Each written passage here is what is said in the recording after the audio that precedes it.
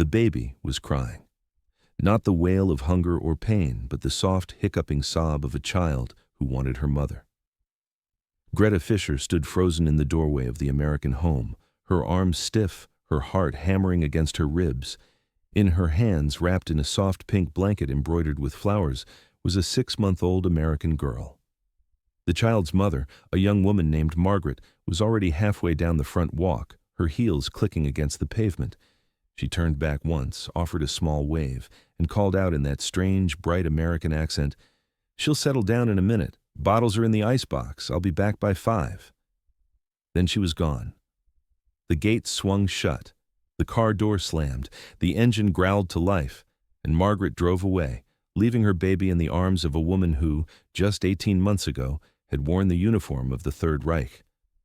Greta stood there, paralyzed, staring down at the infant in her arms. The baby's tiny fingers clutched at the edge of the blanket.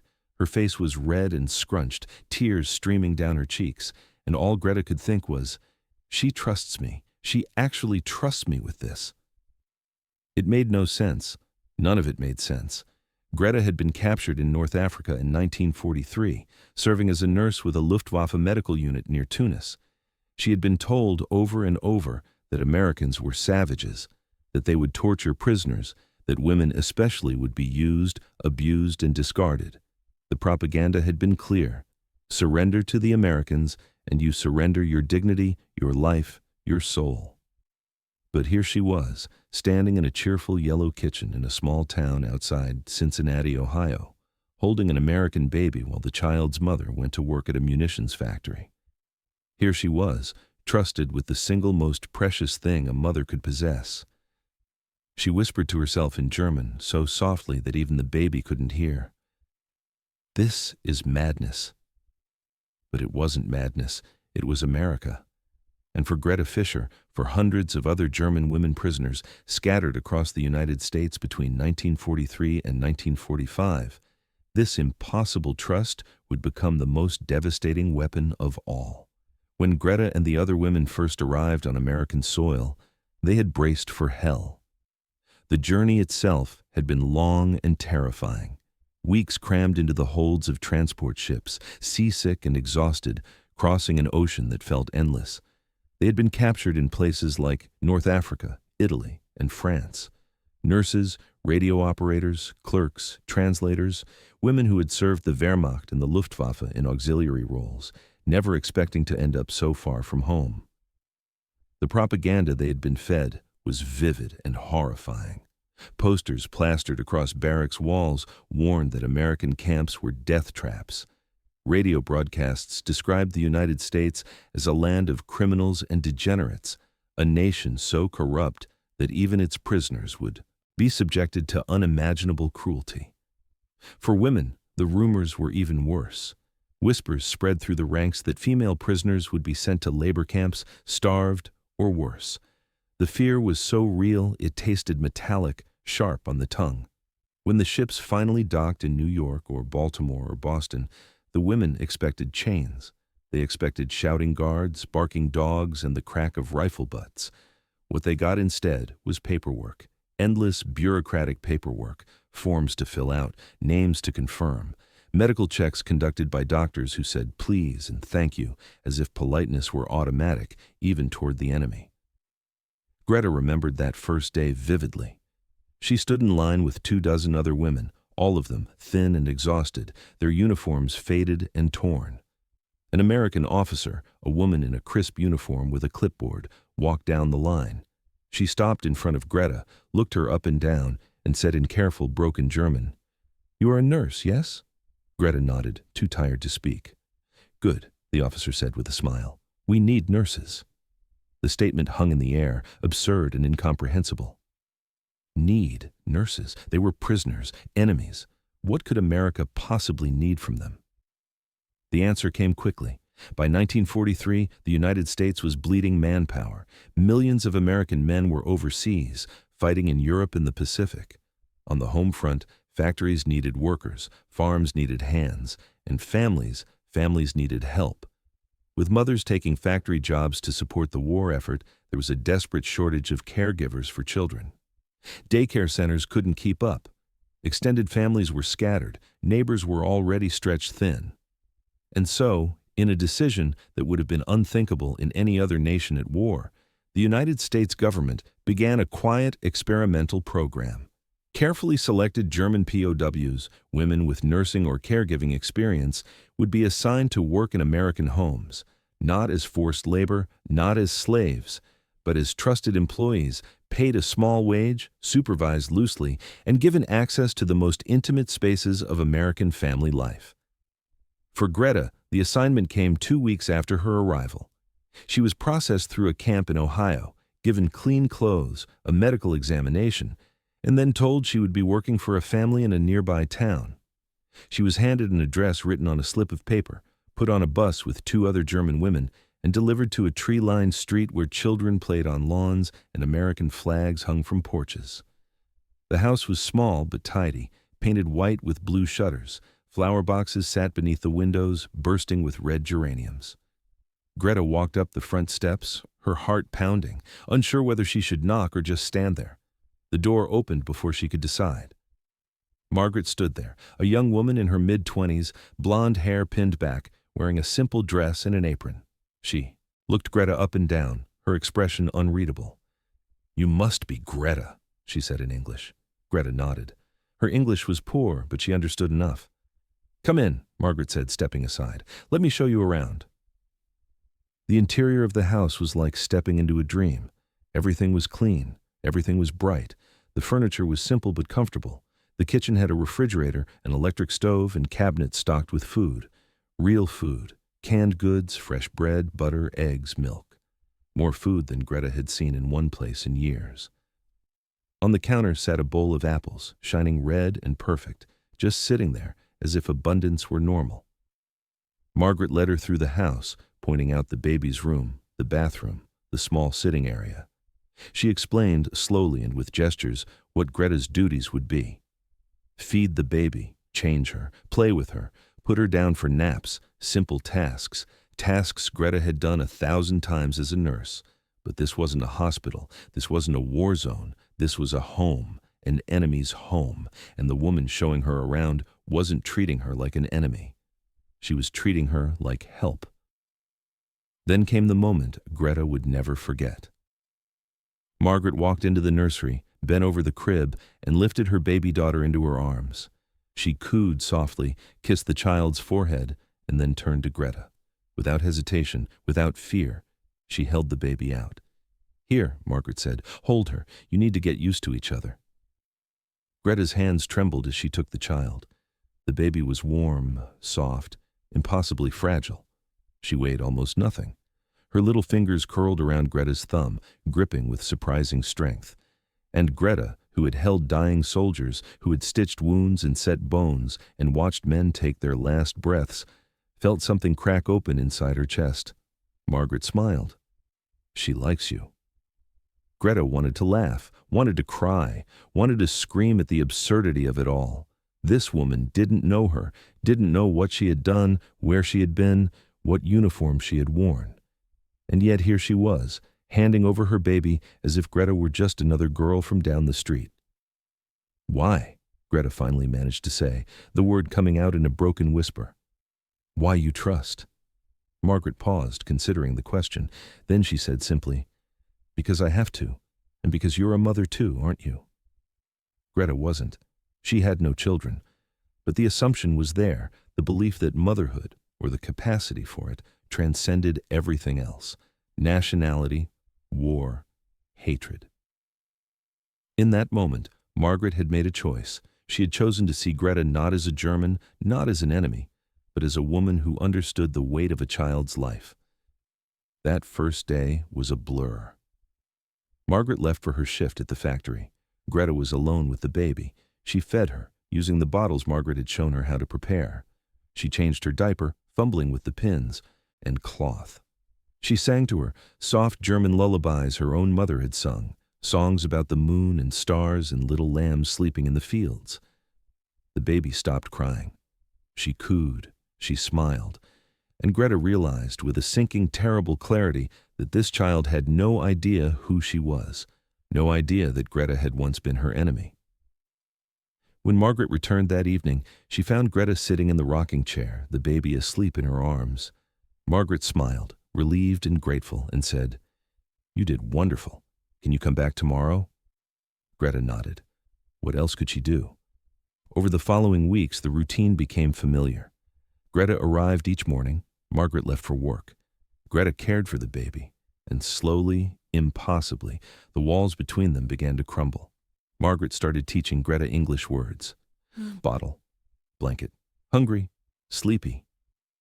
Greta taught Margaret a few German phrases, though Margaret laughed at her pronunciation. They shared meals together when Margaret came home. Simple dinners of meatloaf, mashed potatoes, and green beans. Food that Greta ate with quiet disbelief, unable to reconcile the plenty on her plate with the ration cards and thin soup she knew her family was enduring back in Germany. And always, there was the baby. The child who smiled when Greta walked into the room, who reached for her, who fell asleep in her arms, the child who trusted her completely. Greta wasn't alone in this experience. Across the United States, other German POW women were being placed in similar situations. In Pennsylvania, a former Luftwaffe radio operator named Ilse watched over 3 children while their father worked double shifts at a steel mill. In California, a nurse named Anna cared for twin boys whose mother had taken a job at an aircraft factory. In Texas, a young clerk named Liesel helped a farm family with their newborn while the parents worked the fields. Each woman carried the same shock, the same disbelief. They had expected punishment, they had expected hatred. Instead, they found trust, and that trust was more devastating than any prison could have been, because it forced them to confront a truth they had been taught to deny, that the enemy they had been told to hate was not a monster, that America, for all its flaws, had a strength that didn't come from cruelty or domination. It came from confidence, a confidence so complete, so unshakable, that it could afford to trust even its enemies with what mattered most. Greta wrote a letter home to her mother, carefully censored before it was mailed. She wrote, "Mama, I am working as a nurse again, but not in a hospital. I care for a child, an American child. The mother leaves her with me every day and trusts me completely. I do not understand this country. They have so much, and yet they share it. They do not fear us, even though we are prisoners. I think, Mama, that perhaps we were told many lies." The letter would take months to reach Germany, and when it did, her mother would read it with tears streaming down her face, unable to believe that her daughter, a prisoner of war, was eating better and living safer than she was in the ruins of Hamburg. But that was the reality, the impossible, incomprehensible reality.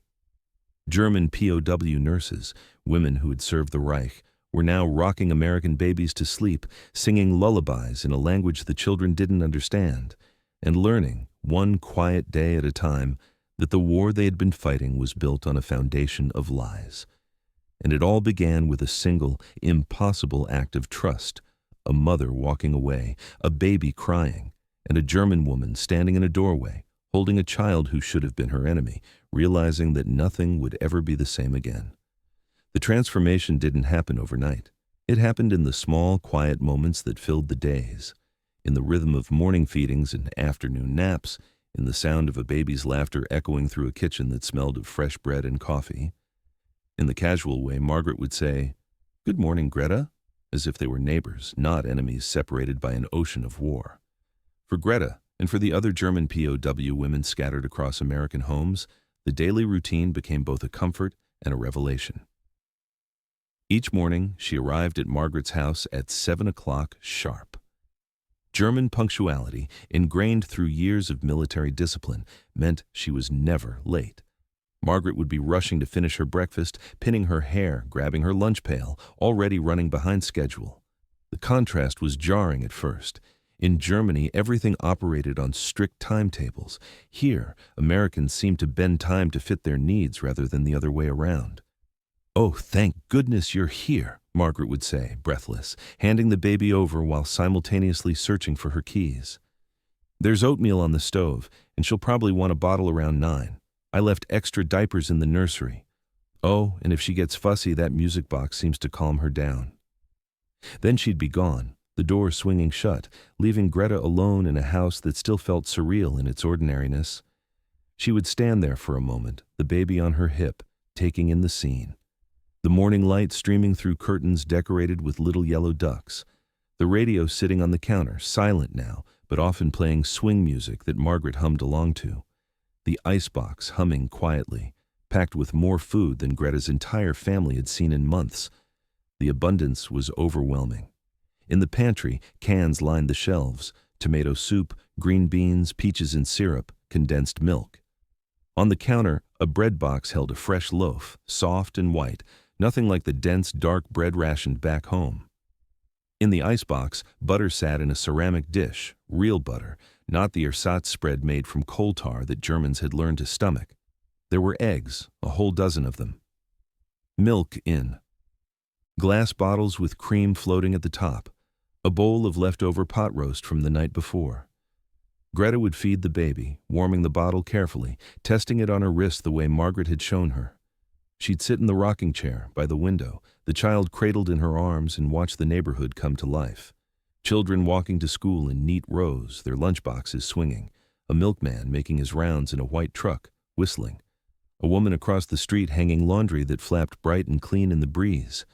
Everything moved with a kind of casual confidence, as if war were something happening far away to other people.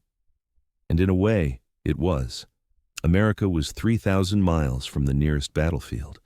Its cities weren't being bombed, its children weren't going hungry. The war existed here in letters from the front, in gold stars hung in windows, in the rationing of gasoline and sugar. But compared to what Greta had left behind, compared to the Germany she knew was crumbling under Allied bombs, this was paradise. The cultural collision came in small, unexpected ways. Greta's German discipline clashed with American informality at every turn. She organized the baby's clothes by type and color, folding everything with military precision. Margaret laughed when she saw it and said, "You don't have to do all that, but it sure looks nice." Greta scrubbed the kitchen after every meal, washing dishes immediately, wiping counters until they gleamed. Margaret, who often left dishes in the sink until evening, seemed both impressed and slightly embarrassed by the effort. "You make me look like a slob," Margaret joked one evening, but there was warmth in her voice, not resentment. The children revealed even more. As weeks turned into months, Greta began caring for other children in the neighborhood. Margaret's friends, other factory workers, heard about the reliable German nurse and asked if she could watch their children too. Soon, Greta's days were filled with 3, sometimes 4 little ones. A toddler named Jimmy who insisted on wearing his cowboy hat everywhere. Twin girls, Sarah and Susan, who spoke so fast Greta could barely understand them. A serious little boy named Thomas who liked to line up his toy soldiers and make battle sounds. The language barrier should have been insurmountable, but children have a way of communicating that transcends words. Greta learned English from them faster than from any textbook. "Up," they'd say, reaching for her. "Cookie. More. Mine." Simple words, repeated endlessly until they stuck in her mind. She taught them German words in return, though they mangled the pronunciation so badly she couldn't help but laugh. "Schmetterling," she'd say, pointing to a butterfly. They'd repeat it as Schmetterling, dissolving into giggles. She sang to them constantly, German lullabies her mother had sung to her. "Guten Abend, gute Nacht," she'd croon, rocking them to sleep, mit Rosen bedacht. "Good evening, good night," covered with roses. The children didn't know what the words meant, but they knew the melody was gentle, that the voice singing it was safe. They'd curl against her shoulder, their breathing slowing, their small bodies going slack with sleep. And Greta would feel something she hadn't felt since the war began. Purpose that wasn't about survival, but about nurturing. The mothers, for their part, watched this transformation with a mixture of relief and quiet wonder. Margaret had been the first to take the risk, but she wasn't alone in her desperation. With their husbands overseas and factory shifts demanding 10, 12, sometimes 14 hours a day, these women had no choice but to trust. At first, that trust was cautious, guarded. They'd come home and inspect everything, check the children for bruises or signs of distress, count the canned goods in the pantry, not because they thought Greta would steal, but because the idea of leaving their homes open to a German prisoner still felt wrong, even necessary. But children are honest witnesses. They can't hide their feelings. When Margaret's daughter squealed with delight at the sight of Greta arriving each morning, when Jimmy ran to the door shouting, "Greta, Greta!" When she knocked, when the twins insisted she was the one who had to tuck them in for their naps, the mothers began to relax. These weren't the reactions of frightened children. These were the reactions of children who felt loved. Margaret told her friends at the factory, "I was scared at first, I won't lie. She's German. She wore their uniform. But you should see how gentle she is with the baby. She sings these songs that are so pretty, even though I don't know what they mean, and my house has never been cleaner." Another mother, a woman named Helen whose husband was fighting in the Pacific, admitted quietly, "I was terrified the first day. I thought, what if she hurts him? What if she's still loyal to Hitler? But then I came home early one day and found her teaching my boy his alphabet. She'd made flashcards out of old newspapers. She didn't have to do that. It wasn't part of the job, but she did it anyway." The small acts of humanity accumulated like interest in a bank account, slowly building trust that couldn't be measured but was deeply felt. When Margaret's birthday came around in October of 1944, Greta baked a cake. She used Margaret's ration coupons carefully, measuring out sugar and flour with precision, and decorated it with applesauce and cinnamon. It wasn't fancy, but when Margaret walked into the kitchen and saw it waiting on the table, candles lit, she burst into tears. "You didn't have to do this," she said, wiping her eyes. "You are kind to me," Greta replied in halting English. "I want to be kind to you." That cake became a story Margaret told over and over, at the factory, at church, to neighbors who still viewed the German prisoners with suspicion. "She baked me a birthday cake," Margaret would say, her voice firm. "A German POW baked me a birthday cake with her own hands. You tell me that's the enemy." Holiday celebrations brought even deeper connections. Thanksgiving of 1944 was the first time Greta had been invited to sit at an American family's table, not as help, but as a guest. Margaret's parents came over, nervous about meeting the German nurse their daughter had been praising. Greta was equally nervous, uncertain of what to expect. But when Margaret's mother saw how effortlessly Greta handled the baby, how the child reached for her with complete trust, the older woman's expression softened. "You're good with her," she said simply. Greta nodded, unsure how to respond. They sat together around a table laden with food: turkey, stuffing, mashed potatoes, gravy, cranberry sauce, rolls, butter, green beans, and 3 different pies. Greta stared at the spread, her mind calculating what this single meal would cost in Germany.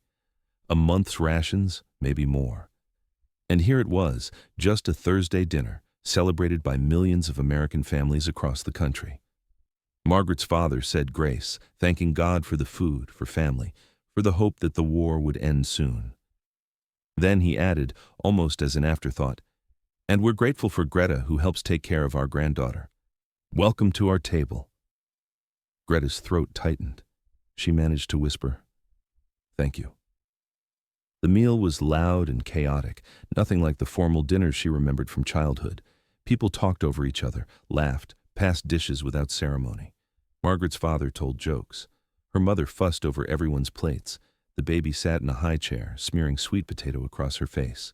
And Greta, sitting among them, felt a loneliness so sharp it hurt. Because this warmth and abundance and careless joy was what she had been fighting against. This was what the Reich had told her was decadent and weak. But there was nothing weak about it. It was the strength of a nation that could feed its people so well that even gratitude felt routine. Christmas brought another revelation. Margaret invited Greta to help decorate the tree, a tradition Greta knew from Germany but hadn't experienced in years. They strung popcorn and cranberries, hung glass ornaments, and placed a star on top. Under the tree, wrapped presents began to accumulate: toys for the baby, sweaters for Margaret, a scarf Margaret had knitted for her mother. And then, on Christmas morning, Margaret handed Greta a small box wrapped in green paper. "Merry Christmas," she said with a shy smile. Greta's hands trembled as she opened it. Inside was a pair of warm gloves knitted from soft gray wool. They were beautiful, practical, and clearly handmade. Margaret had spent evenings after work knitting them, her fingers moving by lamplight, while Greta had already gone back to the POW camp for the night. For you, Margaret said. Your hands get so cold when you walk here in the mornings. Greta couldn't speak. She pressed the gloves to her chest and nodded, tears spilling down her cheeks. It wasn't just the gift. It was what the gift represented, that she mattered, that someone had noticed her cold hands and cared enough to do something about it. But the most devastating moments came when Greta was alone, when the children napped and the house fell quiet. She'd sit at the kitchen table, a cup of tea cooling in front of her, and let herself really see what surrounded her. The electric lights that turned on with a switch, the telephone hanging on the wall, connecting this house to thousands of others. The radio broadcasting news, music, and advertisements for products she'd never heard of. Coca-Cola, Lux soap, Lucky Strike cigarettes, the casual mentions of movies playing downtown, of department stores having sales, of families planning vacations once the war ended.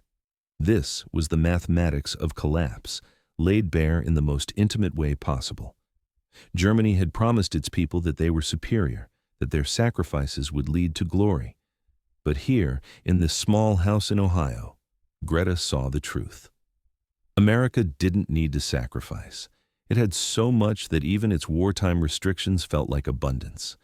The ration coupons Margaret complained about still allowed for meat twice a week, butter, sugar, coffee.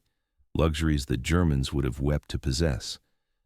Greta began keeping a mental tally, though she wished she could stop. One American child's toy box held more toys than an entire German orphanage.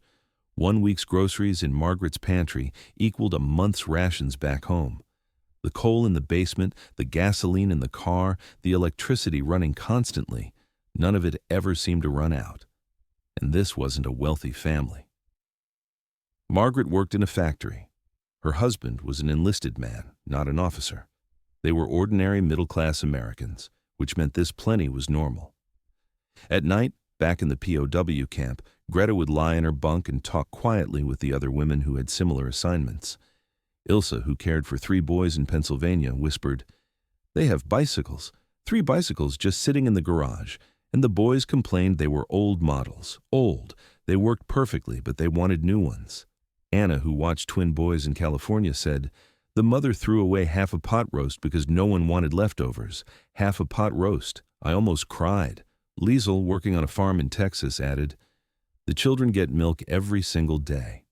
Fresh milk. They don't even think about it. It's just always there."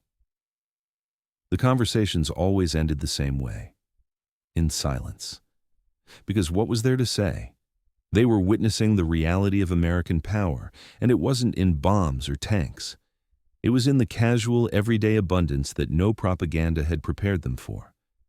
It was in the trust that mothers placed in them, in the warmth of homes that never went cold, in the laughter of children who had never known hunger. And slowly, painfully, that abundance was rewriting everything they thought they knew. Because if America could afford to feed its prisoners this well, to trust its enemies with its children, to share its plenty without fear, then what did that say about the war Germany was fighting? What did it say about the Reich's promises of victory? The answer was written in every meal, every warm room, every child's smile. Germany was already defeated, not by armies alone, but by a system so powerful, so wealthy, so confident that it didn't need to hate its enemies to beat them. It could simply outlast them, outproduce them, and in the end, show them a better way of living. Greta looked at the gloves Margaret had given her, worn now from daily use, and understood something she could never have learned from a battlefield. The war wasn't just about territory or ideology. It was about 2 completely different worlds colliding, and the world she had come from was already lost. Understanding something intellectually and accepting it emotionally are 2 different things. Greta knew Germany was lost. The evidence surrounded her every day, but accepting that truth, letting it settle into her bones and reshape who she was, that took time. It took moments of connection so profound they couldn't be denied. It took watching American children grow to love her, watching their mothers trust her completely, and facing the impossible contradiction of being an enemy who had become family. The deepening began in small ways. Margaret stopped asking Greta to leave when neighbors visited.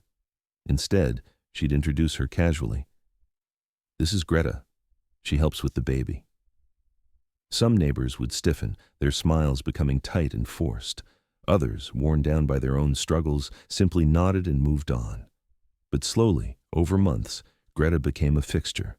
The German woman who was always there, always dependable, always gentle with the children.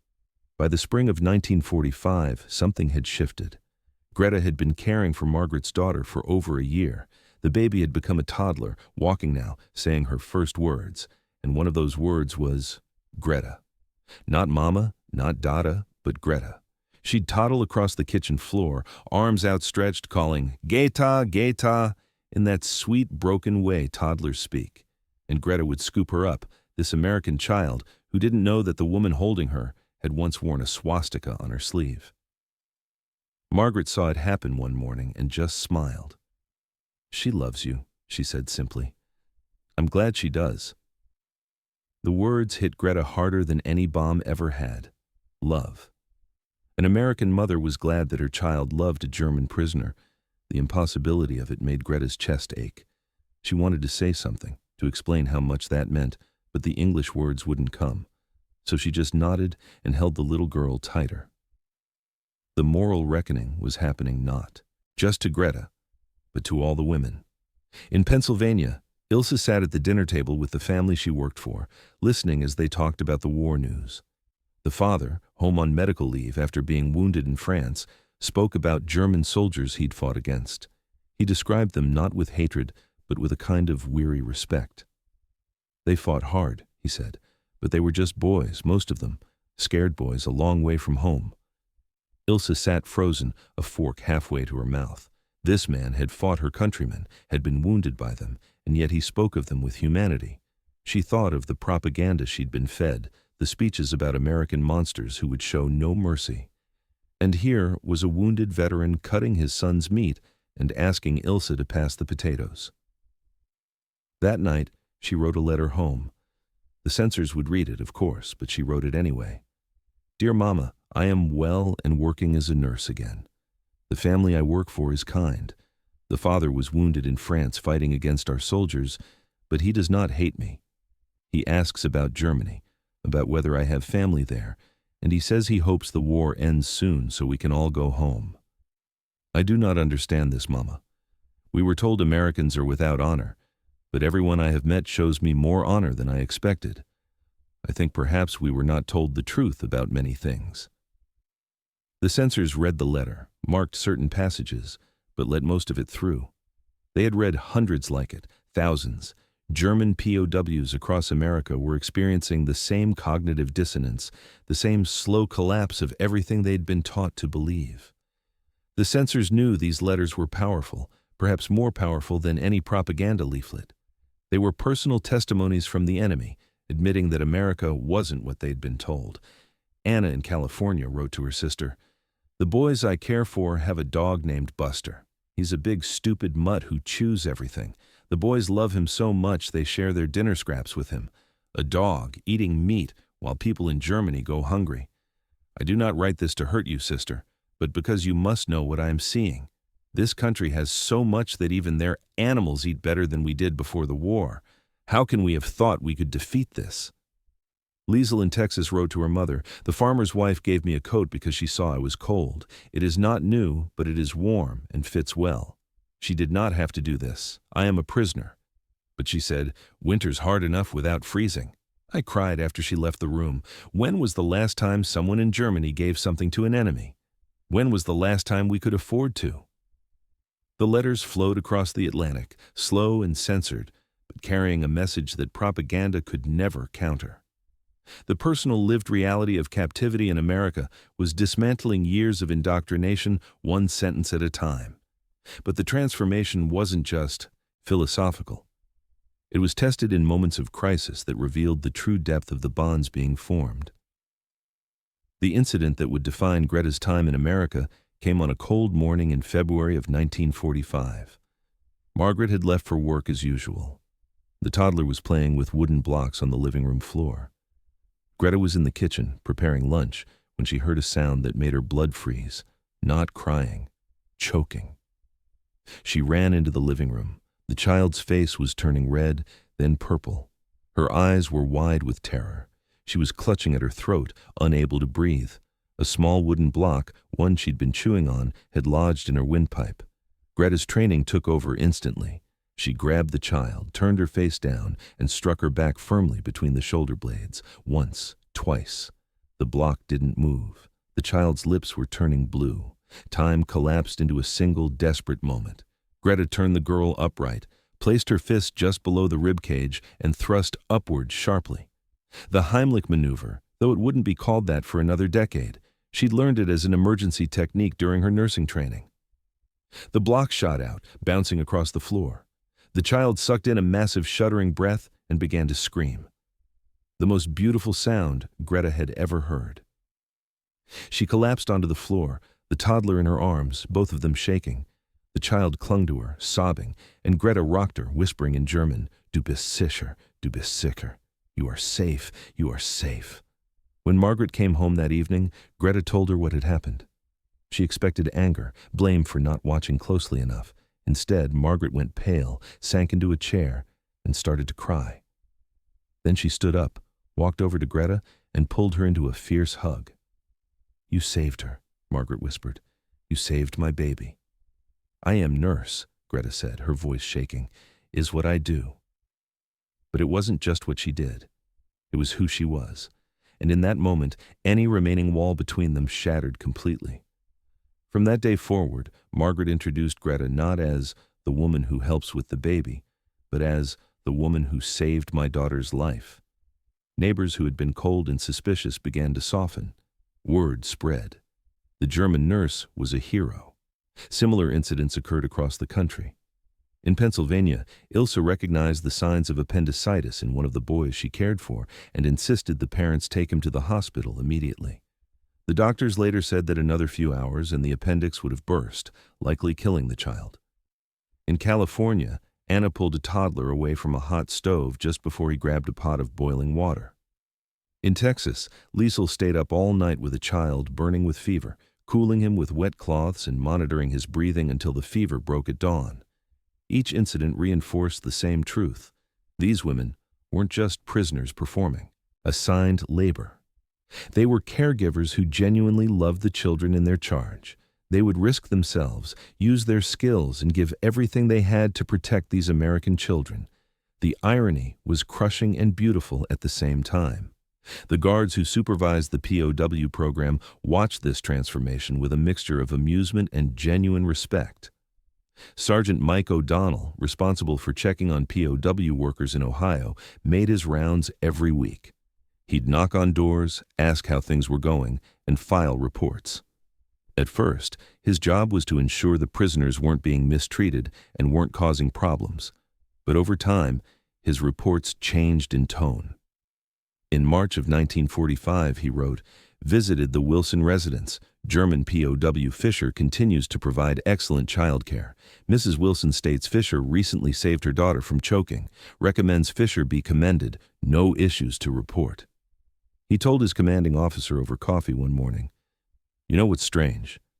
These German women are better with kids than half the American girls we tried to hire for the same work. They're disciplined, reliable, and the families love them. I keep waiting for problems that never come." His commanding officer, a grizzled veteran of the First World War, just shrugged. Maybe they're just happy to be alive and safe. Maybe they're grateful. Or maybe they're just decent people who got caught up in a bad cause.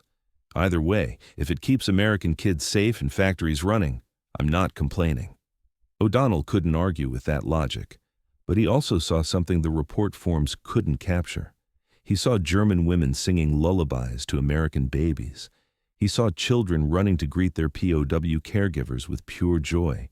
He saw mothers and prisoners sharing coffee and conversation, the war becoming something distant and almost abstract compared to the immediate concerns of diapers, teething, and bedtime routines.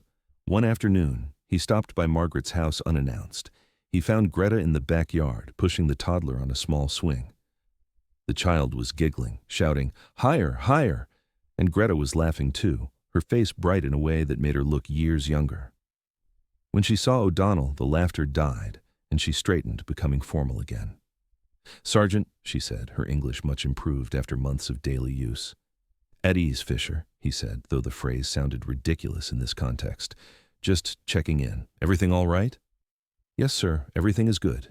He watched the child toddle over to Greta, grabbing her leg and hiding behind her shyly. She likes you, he observed. I like her too, Greta admitted quietly. Does she know you're German? He asked. Greta shook her head. She is too young. She does not understand war. She only knows I am Greta who sings to her. O'Donnell nodded slowly. Probably better that way, for now at least. But he knew that someday. That little girl would grow up and learn that the woman who had saved her life, who had rocked her to sleep and taught her to say butterfly in German, had once been her country's enemy. What would she think then? What would any of these children think when they were old enough to understand? The painful irony of the situation was never far from the prisoners' minds. Greta cared for a healthy, well-fed American child while her own family starved in Germany. Every letter she received from home, when they came at all, brought news of more suffering. Her mother wrote in shaky handwriting about standing in line for hours to get a single loaf of bread made from sawdust and potato peels. Her sister described how they'd burned furniture for heat after the coal ran out. Her brother's letter, forwarded through Red Cross channels, was written from a hospital where he was recovering from frostbite suffered on the Eastern Front. She read these letters in her bunk at night, the words blurring through tears, and then she'd wake up the next morning and feed an American child eggs and toast with jam. The contrast was so sharp, it felt like a knife. Ilse's nephew died of pneumonia in the winter of 1945. The letter from her sister took 3 months to reach her. We had no medicine, the letter said. No coal for heat. He was only 4 years old. He asked for you before he died. He remembered your voice. Ilse read this while the 3 boys she cared for ran circles around her, healthy and loud and alive, arguing over who got the last cookie. Anna learned that her childhood home in Dresden had been destroyed in the bombing. Her parents were alive but living in a camp for displaced persons, surviving on Red Cross rations. Meanwhile, she prepared birthday parties for American twin boys, decorating cakes with sugar icing and watching them tear through presents wrapped in bright paper. The guilt was immense and inescapable. These women were living better as prisoners than their families were living as free citizens. They slept in warm barracks, they ate regular meals, they had soap, clean water, and medical care. And every moment of comfort felt like a betrayal of the people they loved who were suffering back home. Yet they couldn't stop caring for the American children. They tried at first to maintain emotional distance, to see the work as just a job. But children don't allow that kind of distance. They demand love, and they give it freely in return. When a 2-year-old boy wrapped his arms around Ilse's neck and whispered, "Love you, Ilse," she couldn't harden her heart.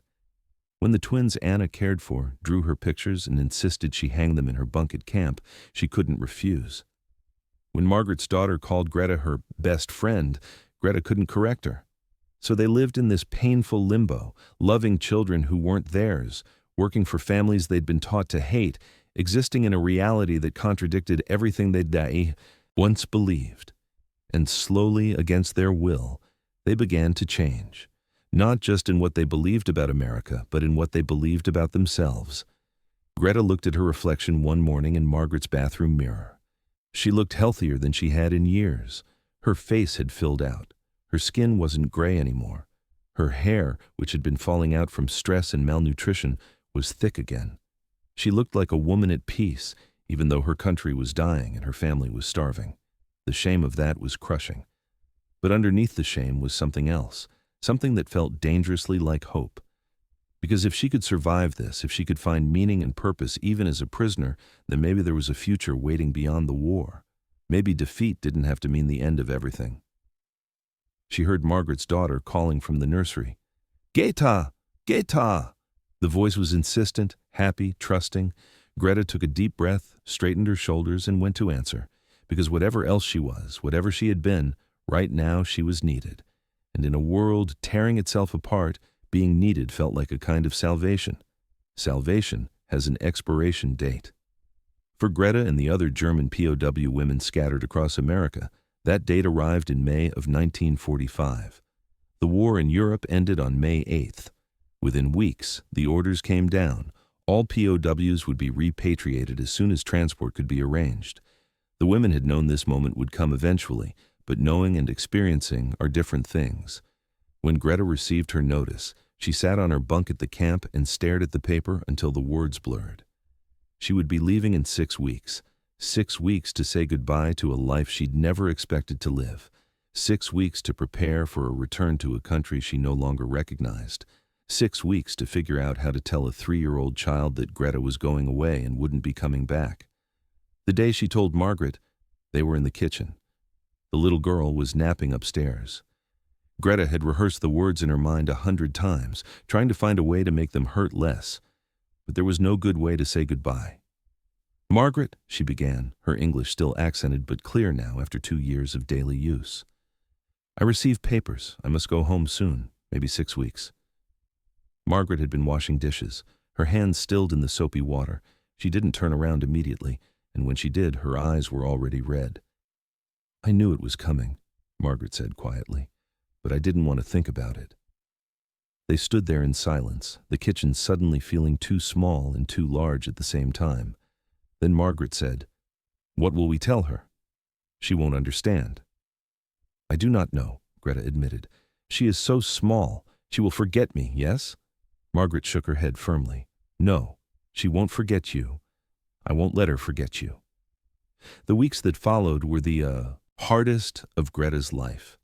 Harder than capture, harder than the uncertainty of imprisonment, harder than the guilt of living well while her family suffered.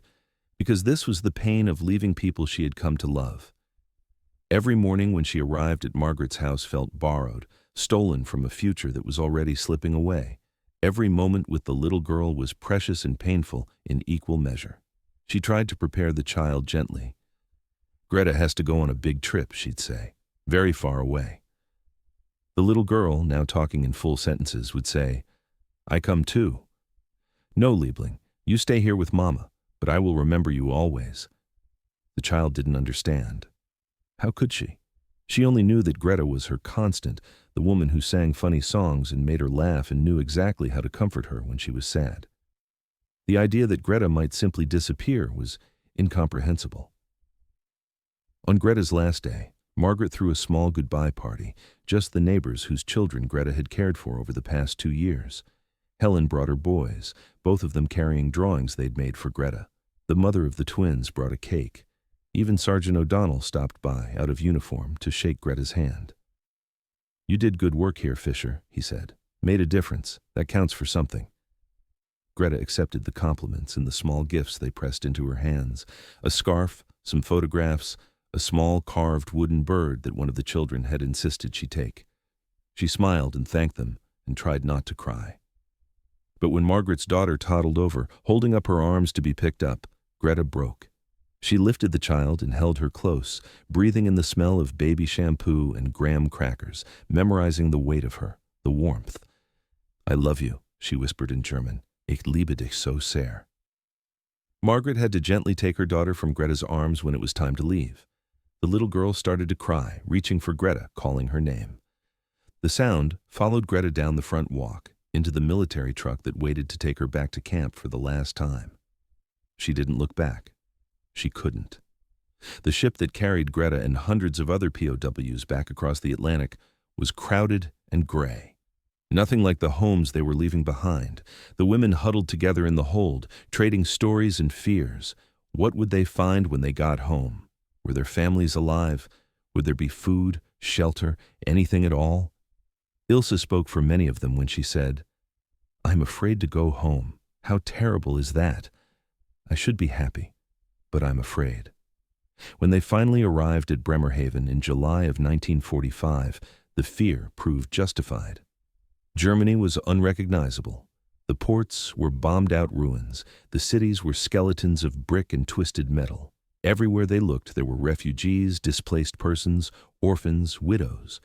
The Red Cross handed them small care packages and pointed them toward processing centers where they could register and hopefully find information about their families. Greta made her way to Hamburg, or what was left of it. Her family's neighborhood was gone, simply gone. Rubble stretched where houses had stood.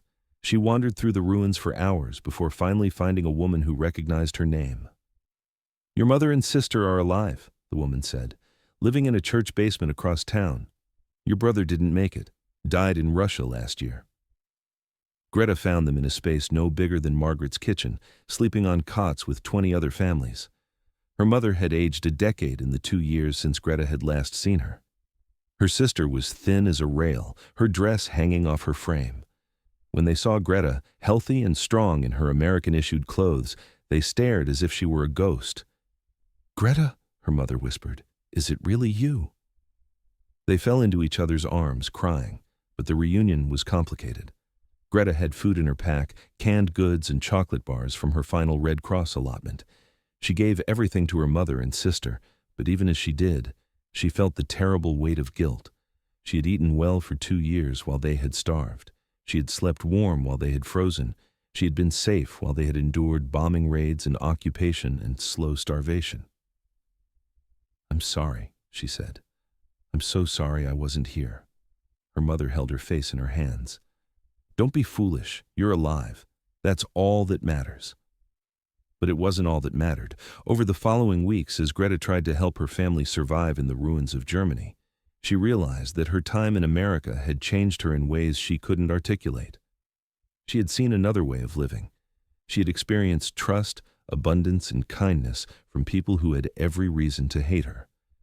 And now, back in the bombed-out shell of her homeland, those memories felt both precious and painful. She wrote to Margaret, not knowing if the letter would reach her. She wrote about finding her family, about the devastation, about how much she missed Margaret's little girl. She wrote, "I think of her every day. I hope she is happy and healthy. Please tell her that Greta loved her very much." The letter took 3 months to arrive, but when it did, Margaret cried reading it. She wrote back immediately, sending photographs of her daughter, now 4 years old and starting school. She sent a care package too, filled with food and clothes and small luxuries that were worth their weight in gold in post-war Germany. That exchange of letters was the first of many. Over the years, Greta and Margaret stayed in touch, their correspondence a thin thread connecting 2 worlds that were slowly, painfully rebuilding. Margaret's letters brought news of American life returning to normal, her husband coming home from the war, a second baby born in 1947, a new house purchased in 1950, her daughter's progress in school, her report cards, her birthday parties. Greta's letters described the long, slow recovery of Germany, the currency reform of 1948, the Marshall Plan bringing aid and hope, her work as a nurse in a hospital treating tuberculosis patients, the small apartment she finally secured for her mother and sister in 1951, the gradual return of something like normal life. But there was always an undercurrent of longing in Greta's letters. She missed America. She missed the family she'd briefly belonged to. She missed Margaret's daughter, who wouldn't remember her now. In 1954, 9 years after the war ended, Margaret wrote with an extraordinary invitation. "My husband's company is sending him to Germany for business. We're all going with him. Can we visit you? My daughter asks about you sometimes. I've told her stories. I think she should meet you again." Greta's hands shook reading the letter. She wrote back immediately. "Yes, please, yes, I would love to see you all again." The reunion took place in a cafe in Hamburg in October of 1954. Greta arrived early, too nervous to be late. When Margaret walked in with her family, Greta almost didn't recognize the little girl she'd once cared for. She was 11 now, tall and confident, nothing like the toddler who had clung to Greta's neck. But when Margaret introduced them, something flickered in the girl's eyes. "Greta," she said softly, "I remember you. I think I do. You used to sing to me." Greta couldn't speak. She just nodded, tears streaming down her face. The girl, whose name was Susan, sat down beside Greta and said, "Mom told me you saved my life once, when I was choking." "You were very brave," Greta managed to say. "You are still brave, yes?" They spent the afternoon together, talking, sharing stories, bridging the years. Susan asked questions about the war, about what it was like being a prisoner, about why Greta had taken care of her. Greta answered as honestly as she could, trying to explain something she still didn't fully understand herself. Your mother trusted me, Greta finally said, even though she had no reason to. That trust changed my life. It showed me that people can be better than their governments, better than their wars. Margaret squeezed Greta's hand across the table. You were worth trusting. You proved that every single day. When they parted ways that evening, Susan hugged Greta tightly and said, "Thank you for taking care of me. I'm glad you did." Those words carried Greta through the years that followed. She wasn't alone in this experience. Across Germany, former POWs who had worked in American homes carried similar stories. Some, like Greta, maintained correspondence with the families they'd served. Others lost touch but never forgot.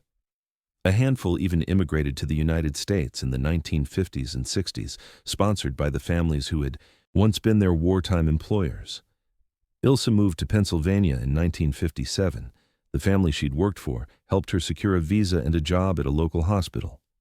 She became an American citizen in 1962 and lived the rest of her life in the same town where she'd once been a prisoner. The boys she'd cared for, grown men now with families of their own, called her Aunt Ilse and visited her regularly. Anna stayed in Germany but visited California twice, in 1963 and 1975. The twins she'd cared for, now middle-aged, introduced her to their children as the woman who took care of us during the war. They showed her photo albums with pictures of her from those years, her face young and uncertain, surrounded by American children who had loved her without knowing she was supposed to be their enemy. These personal connections, multiplied across thousands of former POWs, played a quiet but significant role in reshaping German-American relations after the war. The official programs, the Marshall Plan, the NATO alliance, the political reconciliation, all of that mattered. But underneath the politics were millions of personal connections, letters exchanged, friendships maintained, memories shared, German children who had grown up hearing stories about American kindness, American children who had grown up knowing that even enemies could become family. Susan, Margaret's daughter, became a teacher. She often told her students about Greta, using their story as a lesson about the power of trust and forgiveness. My mother gave her baby to a German prisoner during World War II, she'd say. Think about how much courage that took.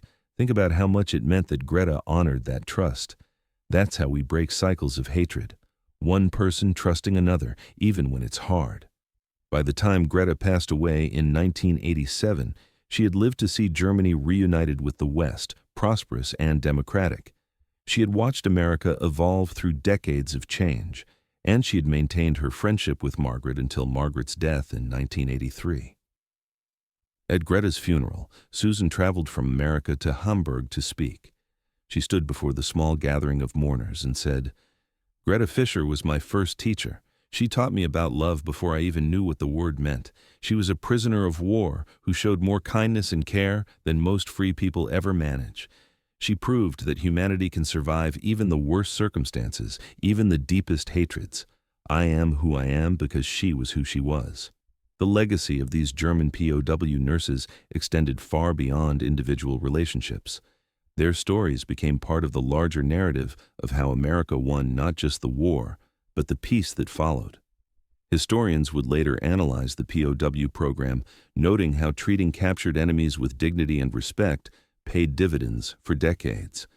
Former prisoners who had experienced American abundance and fairness returned home as witnesses, their testimony more powerful than any propaganda. But the deepest truth of these stories isn't about strategy or diplomacy. It's about something simpler and more profound. In the midst of total war, when hatred should have been absolute, American mothers made an impossible choice. They trusted their children to women who wore the enemy's uniform. They chose to see past the flag, past the propaganda, past everything that said these women were dangerous. They chose to see human beings capable of love. And those German women, raised under a regime that preached strength through domination, learned a different kind of strength. The strength to care for children who weren't theirs, the strength to honor trust they hadn't earned, the strength to let love grow in the most unlikely soil. Greta kept Margaret's letters until the day she died, hundreds of them, tied with ribbon, stored in a wooden box she'd carried from apartment to apartment for 40 years.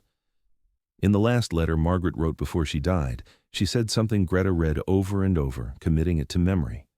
"I want you to know that trusting you was the best decision I ever made. Not just because you saved Susan's life, though God knows I'm grateful for that, but because it taught me something I needed to learn, that the world isn't divided into us and them, that even in war, we're all just people trying to survive, trying to protect what we love. You taught me that, Greta. Thank you." In the end, that was America's greatest weapon. Not the atomic bomb, though that ended the war. Not the factories that produced tanks and planes by the thousands. Not the soldiers who fought with courage on distant beaches. America's greatest weapon was the confidence to trust even its enemies with what mattered most. To look at a German prisoner and see not a threat, but a potential friend. To hand a baby to a woman in an enemy uniform and believe that love could transcend nationality. That trust, impossible and powerful, changed more hearts than any bomb ever could. It transformed enemies into witnesses, prisoners into ambassadors, and hatred into the fragile, beautiful beginning of peace. Because in the end, the war was won not just by those who fought, but by those who dared to trust. And that trust, planted in American living rooms and nurseries between 1943 and 1945, grew into something that outlasted the war itself. It grew into forgiveness, into friendship, into a future where children who should have been enemies grew up calling each other family. And that, more than any treaty or alliance, is how wars truly end. Not with surrender, but with trust. Not with victory, but with the courage to see humanity even in those we've been taught to hate. Greta Fisher understood this better than most. She lived it day by day in a yellow kitchen in Ohio, rocking an American baby to sleep while singing German lullabies. She proved it every time she chose gentleness over bitterness, love over hatred, hope over despair. And in doing so, she became part of something larger than any war. She became part of the proof that even in humanity's darkest hours, there is still light, there is still trust, there is still, against all odds and reason, love.